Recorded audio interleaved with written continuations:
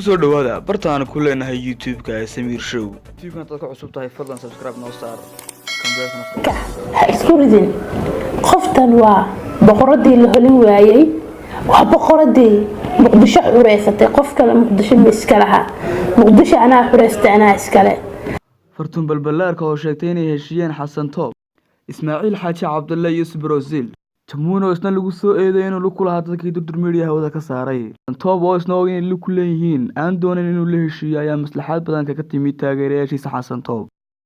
Ismaaciil Xaaji Cabdi ayaa sheegay inay ciid u tahay haddii heshiiyaan Xasan Toob xagga Xasan Toobna uu gabal madow u dumay qoraal loo yiri laga bareeba laga badi Ismaaciil Xaaji Cabdi iyo fartuun balbalaarka sida wada ogsoontiin waxaanu ku baranay shabakada durdur media